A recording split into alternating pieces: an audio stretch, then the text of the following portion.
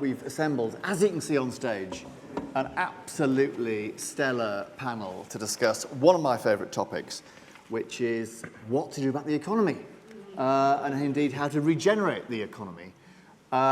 So we have Shevaun Haviland, Director General of the British Chambers of Commerce, familiar to many of you, all of you, I'm sure. Seb Payne,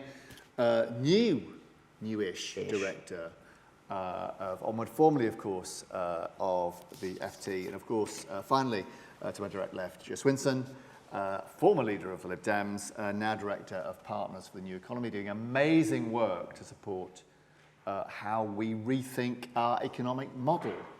Amazing panel, massive topic. They have come with all the answers. And to kick those off, let me pass the floor straight across to Shevaun. With the answers. Has everyone got a pen? Yeah, right, let's go. Thank you very much, Andy, and delighted to be here this afternoon. Yeah, what can go right? What a great and optimistic title for us all. And clearly, after a prolonged period of economic uncertainty and challenge, it is definitely a moment to be looking forward to that. I don't know how many of you know the Chamber network very well. I, running the British Chambers of Commerce, represent the 53 chambers of the UK, spanning every region and nation.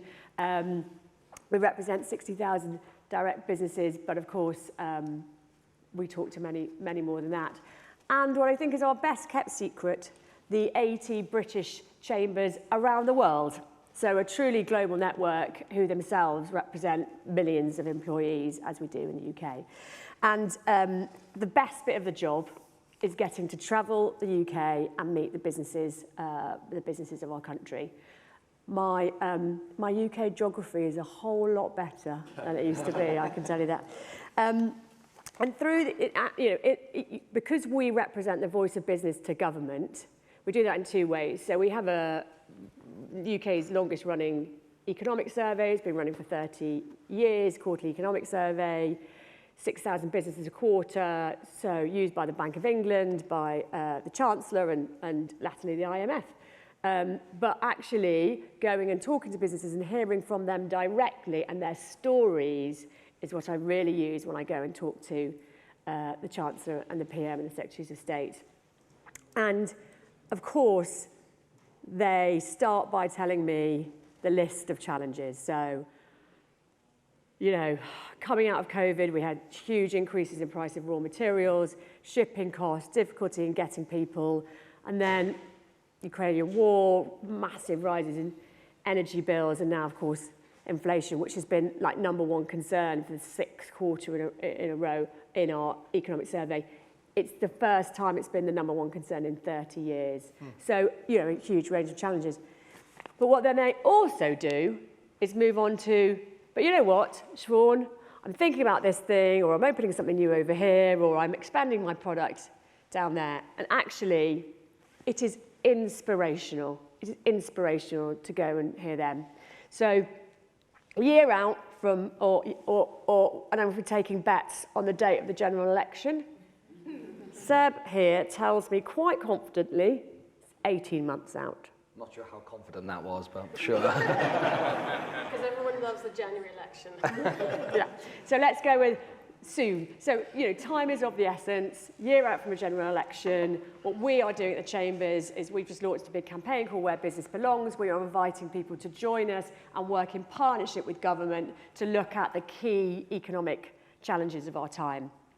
And we have got 5, which we did agree was a good number. Seb's got 5, so let's hope they're the same ones. So, digital revolution. Who here has had some good amount of time on Chat GPT? Who's had a go? Okay, all right, that's a good number, good number. Our president at the Chambers is Baroness Martha Lane Fox. She's obviously, you know, knows a little bit about the world of digital. And she very much says everybody, all business leaders need to have a go at it. She writes a column in the Sunday Times, and she asked ChatGPT to turn her column into a website and a podcast. Wow. And it took it 6 minutes to do it. I mean, you know, if you're in the knowledge and information business, it's quite scary. So, you know, how are we harnessing the power of that for our businesses and our economy, but also how are we ensuring the safeguards and that no one is left behind? Small questions. The second is people and work. So one of the main reasons that we are, you know, that is driving inflation is the tightness of our labour market. We have 1 million open headcount across the piece, and it is the number one thing, apart from energy bills, which is getting slightly better, that people say to me, I just can't get people or people with the right skills. So the importance of focusing on skilling up our workforce and getting those who want to work back into work is the second one. The third is green innovation. So we've just published our report. I chaired an advisory group on business for the UK's Climate Change Committee. This was about what business need to do to step up to solve this huge global problem, because, you know, if the world's on fire, nothing else really matters, does it? What can business do? What can government do? And how can we fix that together? Because we have to do it together. But the point here is one of optimism and positiveness, which is about, it's a huge opportunity for UK PLC. Products and services, you know, of this market, McKinsey estimates is about $1 trillion to the UK economy by 2030. You know, we like to say the first trillionaire will be a green entrepreneur. So how are we seizing that opportunity? Fourth is global Britain. So post-Brexit, with all the things, geopolitical issues that go on around the world, the US's Inflation Reduction Act, what is our place in the global economy, and how can we make the most of our incredible innovation and talent to make sure the UK is the place where global businesses want to invest? And then lastly, you know, something that I know is very close to Andy's heart is the future of the high street. So I use the word high street because it's a sort of bellwether, it's an indicator for effectively our local communities, our places, and how they feel and what they look like, and how our high streets are really struggling and how we can bring that back to life. So, you know, just to finish on that with a couple of great examples. So 2 weeks ago, I was in Cornwall. I was at the spaceport in Cornwall. Unfortunately, the rocket was on a tour of the UK. So my husband was a bit like, it's like going to an airport without any planes. I mean, what are you looking at? Anyway, that was really exciting. And then the Eden project, where they've dug a geothermal well. They're going to heat the whole of the Eden project from September. Unfortunately, they can't heat the rest of the community because they can't get access to the grid until 2036.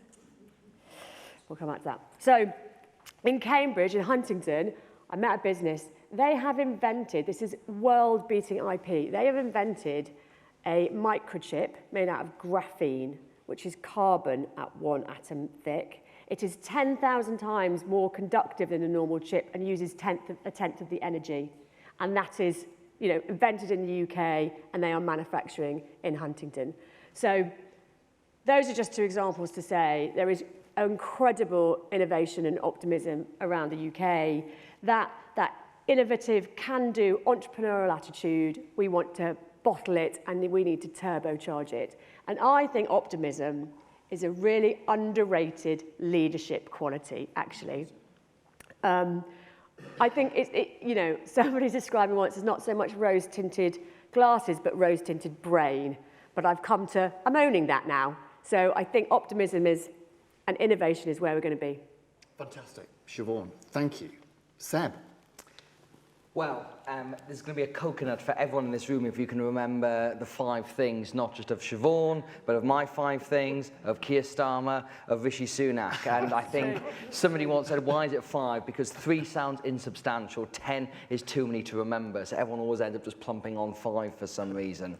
So to go to the essay questions set by the RSA and Andy, and as I said before we came on stage, sitting on stage and asking about how you regenerate the economy with Andy Haldane is the sort of things that brings people like me out in night nightmares.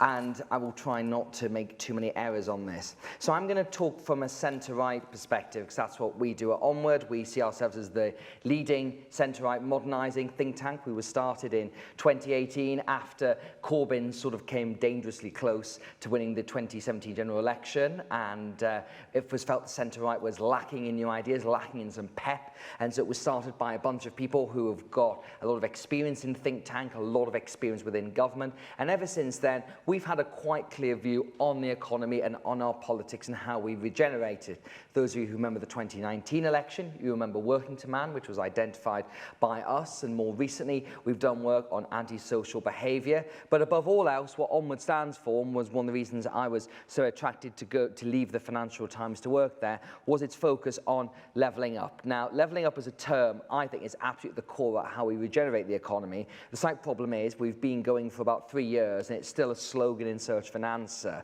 in some respects, and that's no disrespect to the very chunky white paper, which I think is... Who's read the levelling up white paper in this room?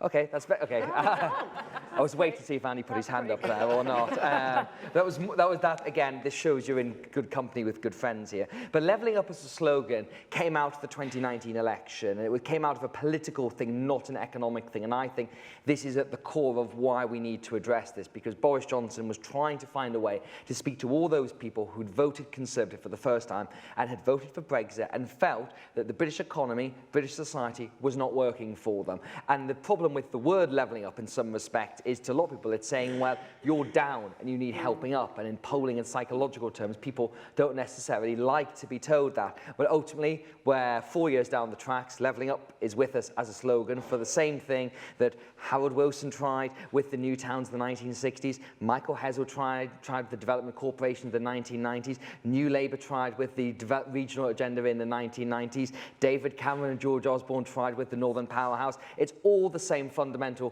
problem, which is Britain is overly centralised. It has an economy that is too much focused on London and the South East, and there is huge elements of untapped potential, of wealth, of skills, of opportunity that Whitehall and our political system are not really untapping. So number one on my list is to properly embrace levelling up, because what Andy diagnosed when he did the levelling up white paper and working with Michael Gove and some amazing people within government was kind of the text of what is the problem with the UK's economy, and all the answers lie within that. They are about ending the begging bowl culture of funds, the idea that every year now we have the levelling up fund where regional leaders have to go to Whitehall and say, please sir, can I have another £10 million?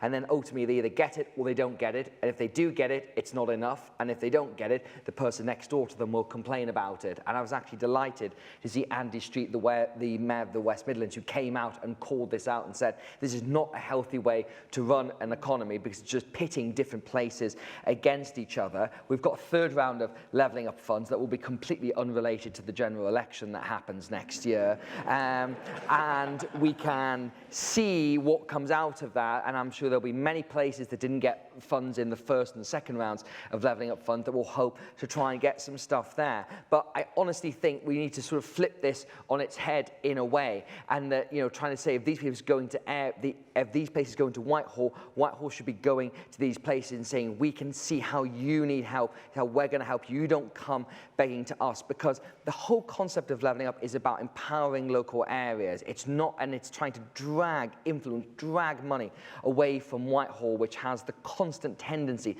to over-centralise. And we've been going through levelling up for sort of 4 years now, and according to the OECD, we're still the most overly centralised Western developed economy, and that has not changed. And part of the challenges, shall we say, of the last 4 years of government is that when we had the 2019 election victory, there should have been a complete, total and utter focus on levelling up. And even then, it would have been a 10-year task. When I interviewed Boris Johnson for my book on this Broken Heartlands, you know, he said to me, this is a 10-year mission. It's going to be really hard. It's going to require us to completely rewire the British state for reasons which we can put partly to the pandemic, the Ukraine war, and some personality changes, shall we say, at the top of government. That focus hasn't quite been there. So that will be my first thing, is to get this real sense from political leaders that they still believe in this, they believe in this vision. Number two, as part of that, is properly embracing devolution, that one of the aims of the 2019 manifesto from the Conservatives was to give every part of the country a directly elected mayor by the next election. And there's going to be quite some way on that, but it's not quite there. And I think that is absolutely vital. We've got new mayors coming in North Yorkshire in 2024. There's still talk about Cumbria. It's still not quite there. And we haven't quite figured out what you do for areas that don't have an obvious economic conurbation. You know, the West Midlands, Greater Manchester, they are very clear successes. The one that I'm most pleased to see is where I grew up in the northeast of England, that is an area where, you know, I grew up in Gateshead, which is literally 20 minutes bus ride, and it's taken them 8 years to agree to having a mayor with Newcastle, purely due to a rivalry of football and culture and Ant and Dec related sort of things. And so ultimately it does show that when you've got an obvious economic unit with a clear political project, where it's obvious how you can work together for each other's benefit, you can get proper devolution. But of course, it needs to go much further. And I believe very strongly in devolving some element of tax-raising powers to directly elected mayors across the country, that the way you encourage business investment, the way that you encourage places to compete against each other in an economic sense is by having different levels. And we saw with the development corporations, you know, that is how Liverpool was regenerated, how the Docklands was regenerated, because they had the ability to go above and beyond the normal places. This goes into my third thing, which is about properly rewiring Whitehall. Now, one of the things that Rishi Sunak did when he was Chancellor was to rip up the Green Book, which is one of my bête noires, which is this text that decides what it counts as good value for money in public sector projects. And of course, there's been intrinsic bias to always greenlight projects in London and the South East. Why? Because you get good value for taxpayers' money, it's going to have a good return on investment, you've got the skills, you've got the equity base, you've got the transport links. So time and time again, transport projects have just been approved in London, the South East, and not elsewhere. The rewrite of the Green Book was meant to deal with that. Obviously, it hasn't worked because I'd point you to HS2, for example, which now, in the most ludicrous bit of decision-making that I've seen in a long time, we're still building HS2, but it's not going to Euston. Like, as we know, it's going to go to Old Common, just outside of London, and it may go to Euston by the time I reach my pensionable age, and which is not as far away as it might seem. But I think, ultimately, that shows that this imbalance we have in Whitehall between a ministry that is also responsible for raising money and spending, it doesn't work. And, you know, I think there is an argument. We've tried breaking up the Treasury before in the 1960s with Howard Wilson's Department for Economic Affairs. I related this view to someone in the Treasury that one of the healthiest things we could do in this country is to break up the Treasury. You can imagine how well that went down. But I think ultimately there is something about the structural problem of having those two functions under the same roof. And the Treasury, of course, has some of the brightest, smartest people within the whole country, just not within Whitehall, but I do think there are biases in that. This goes on to something else as well, which is about how the civil service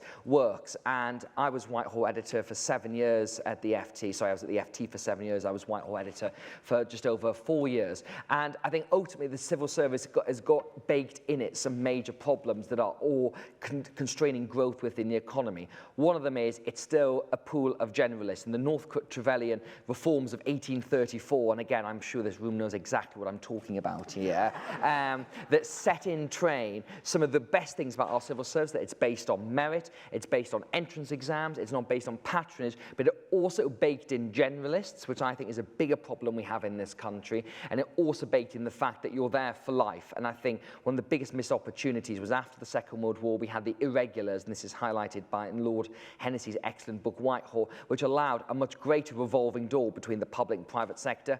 I would like to see that door spinning constantly. I think this idea that you either go into Whitehall and you stay there for your whole career, and if you leave, that's it. It will be much, much healthier while maintaining impartiality, maintaining merit, to have a much greater flow between the two, because this sort of two cultures thing is a major problem.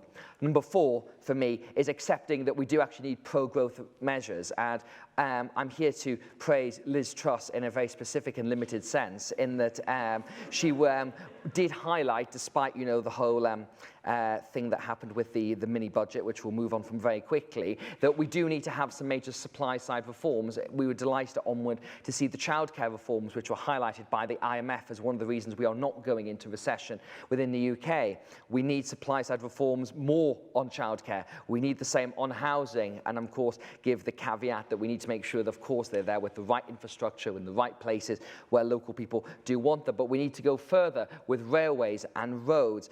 We need to go much further on trying to put, in my view, rebalance funding from higher education to further education. If you looked in the leaked documents from Liz Truss's growth agenda, nearly all this was in there. What I'm frustrated about, coming from a slightly different strain of conservatism, so we see one that quite likes sound money, but on that strain of, you know, I think the pro-growth agenda has been seized by a particular wing of the Conservative Party, and people on the centre-right have to get that back. And my final fifth thing before I shut up is accept that we need to properly embrace science and technology. I studied computer science at university, and I realized quite quickly that I was not very good at it, which is why I went off to do something that I might be a little bit better at. But what it did see to me is that the background then of CP Snow's two cultures is a much bigger problem we have, that when I lived in America, everyone I met had done a degree, which might have been a liberal arts degree, but would have had a science element. When I go around meetings in Westminster and Whitehall and say I did computer science, everyone looks at me as if I'm some species from an alien planet. You know, someone in politics who did computer science, which is still seen as a very weird thing. We have to deal with this. We've been trying to deal with this demarcation since the Industrial Revolution. And with AI and with science and tech, we've got a much bigger revolution coming up. In our recent report for Onward on generative AI, we said that 19% of all jobs are going to lose half their economic value in the next decade. That is a much bigger disruption than anything we saw in the Industrial Revolution, and we can literally see this thing coming. So I think a lot of the stuff the Prime Minister is doing to seize on this is great, but we obviously need, again, to go much harder and faster. We need to finally get on with the Oxford-Cambridge arc and build some houses and build some infrastructure to boost that. We need to be looking at a proper MIT of the Northern idea that's been kicking around conservative circles for a while, a university with a full technical education with government funding, probably based in Manchester. And ultimately, if we take those 5 things, they can go a lot of way to regenerating our economy. Very good. Seb, well done. Oh, very rich. And Jo. Thank you very much, Andy. You know, the task of how to regenerate the economy, I suppose there's different ways to interpret that. So is it just going back to where it was before? Do we think that the way in which the economy was in the past is just quite right?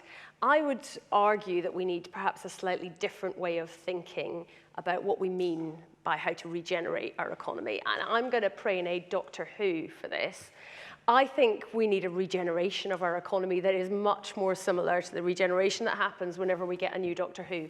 We need something that looks and feels quite different than what we have already. And I don't think currently within the political space there is a lot of that thinking going on for, I will say, understandable reasons, because I recognise the political challenges of making that bold case. And like Seb, I actually agree with Liz Truss on one thing, although a very different thing than the thing he agrees with her on. I think she was right to say that economic orthodoxy is a problem. I really think that we have got in a rut in terms of the way we think about the economy in our country and within the Treasury and within government and within the media. And we are not in the same place that we were several decades ago. You know, the challenges that we face as a country, as a world, are different.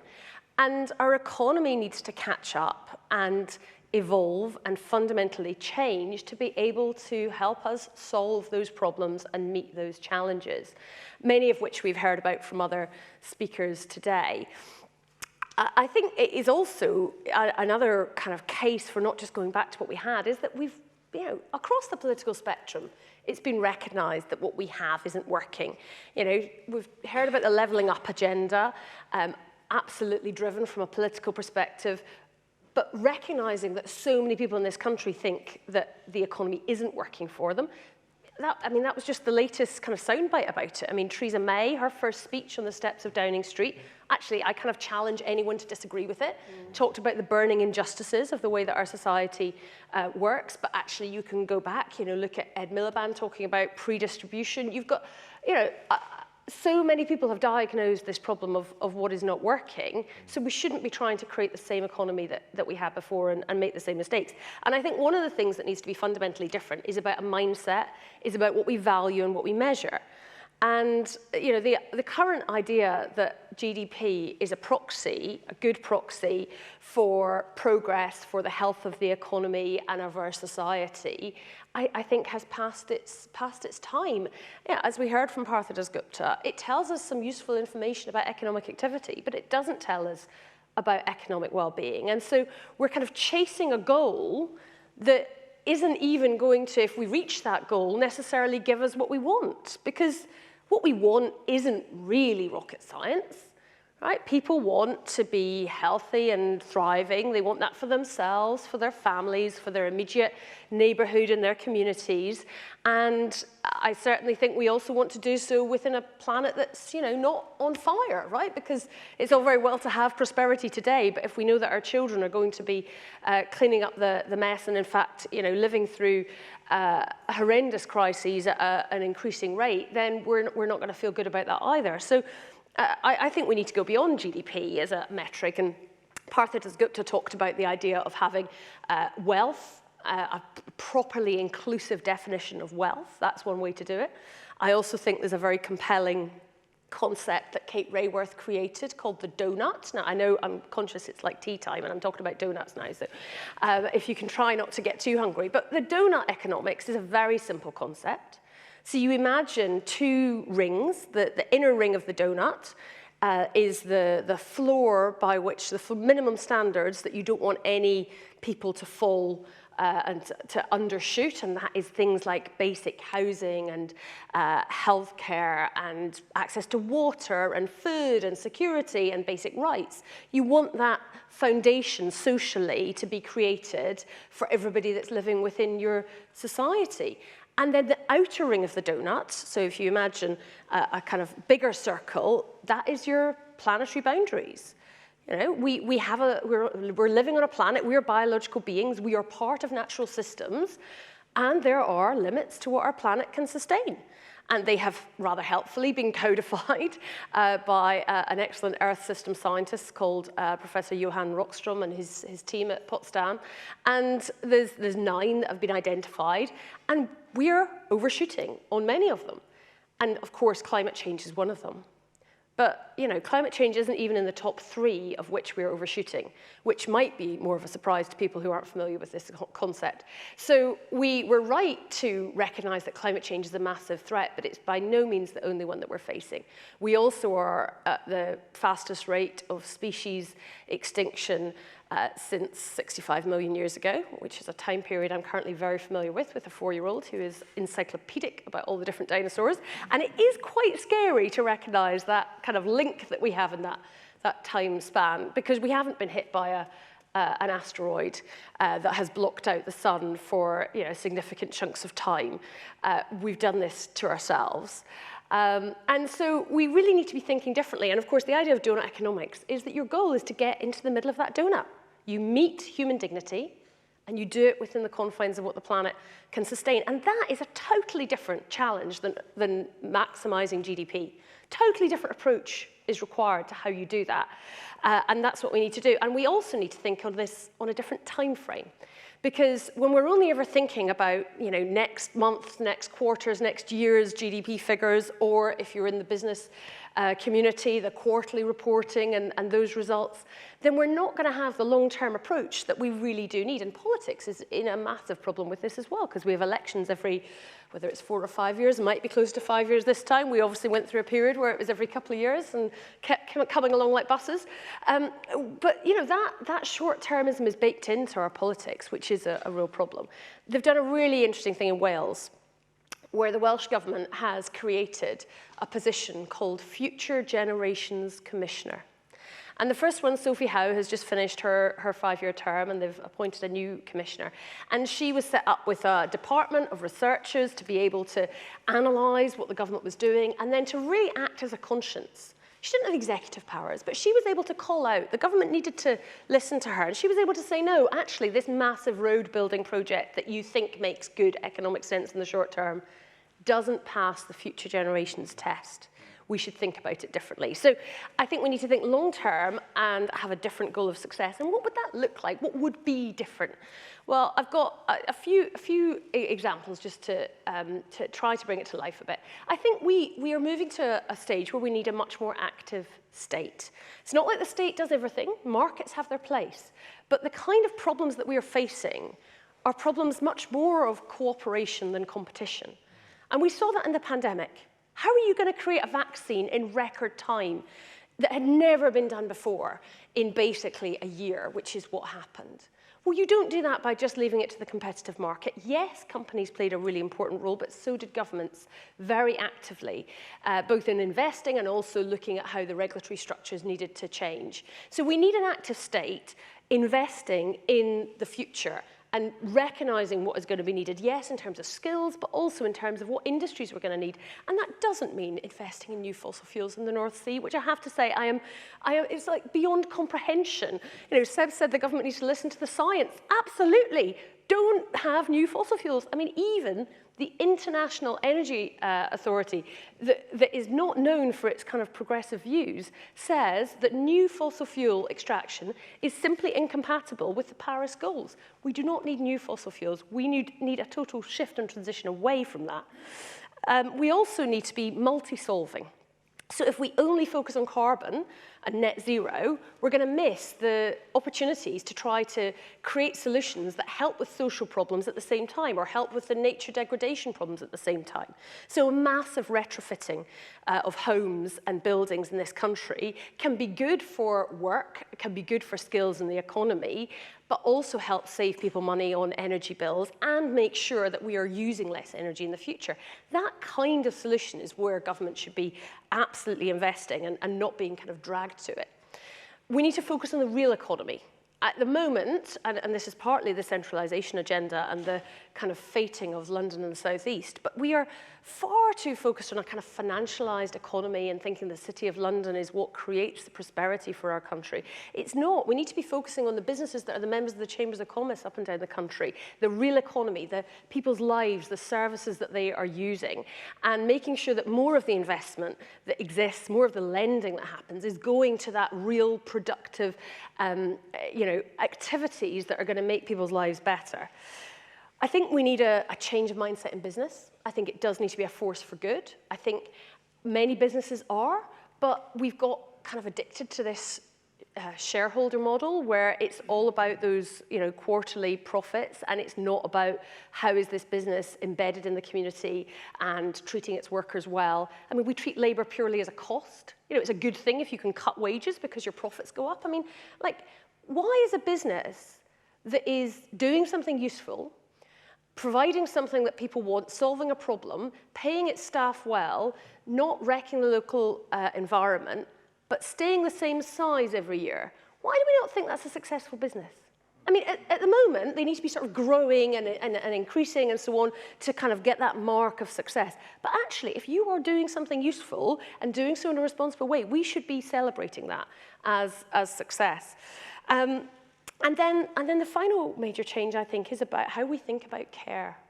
And perhaps that's where we should reflect the most as we come out of the pandemic, which was, of course, a major care-related crisis.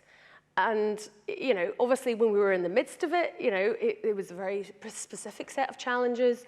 For those of us that have small children and had to double up work with homeschooling and childcare responsibilities at the same time, I suspect we all have a newfound and even enhanced view of the qualities and skills of teachers.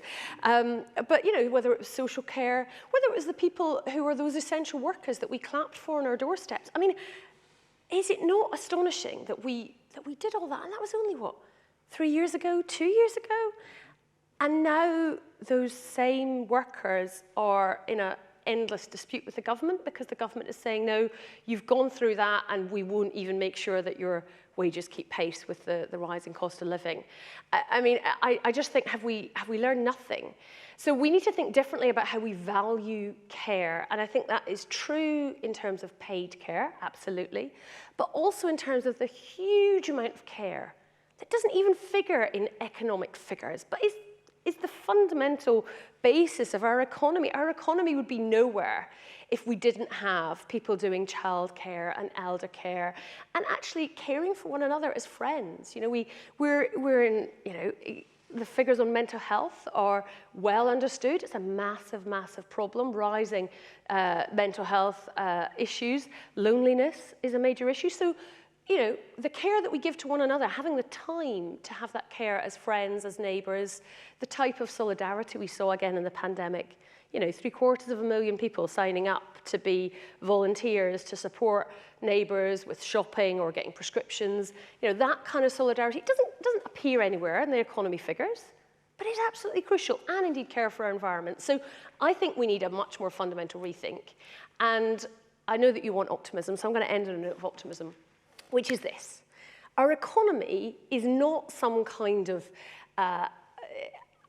law of physics, right? The way that it works. It's not one of those kind of sciences where there's just some magic rule waiting to be discovered.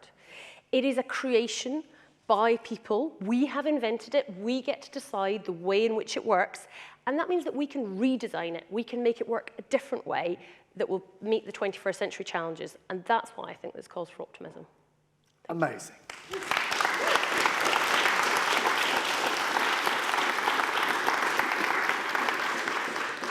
Now, the downside of having three amazing speakers giving amazing answers, we're out of time. And no time for audience questions, I'm afraid. We've got Rebecca being piped in from the west coast of America. But I will just go down the line and ask for one. So I'm going to give you all one wish for regeneration. One policy wish from your rich menu. Shevaun, what would you pick? So what we know, and what I know, and what you know, because you see it every day, is strong local businesses means who look after their people, because they do, and care for their environment, because they do, means strong local communities and strong society. So the business support, financing our businesses, supporting our businesses to grow. And as I did say to Andy and Michael Gove, when we were talking about levelling up, the Chamber Network have been doing levelling up for 250 years. So let's use that structure and let's help build thriving local businesses. Brilliant. Seb. Echoing off the back of that as well, I would either slash or scrap entirely business rates for small and medium-sized businesses. That would be very popular. That if you think of your members, if you go across the country, you know, right now, because my view is the British state is both overwhelming and overbearing and underwhelming at the same time. And if you're a small business who's trying to pay your energy bills, your business rate, your rent, everything else, this government could do so much to make them much more dynamic and much easier to grow. Every time we suggest that, they say, how are you going to fill the £21 billion hole, Shevaun? Which is a very good question, but Andy didn't actually ask that. He just said, what would be your magic wand? True. But we would need to fill it somehow. What's 21 billion? Jo? And I think we should stop judging success by GDP. We should judge it by whether we get into that donut. Please join me in thanking. I'll tell you there was a supergroup, right? Amazing panel. Shevaun, Seb, and Jo.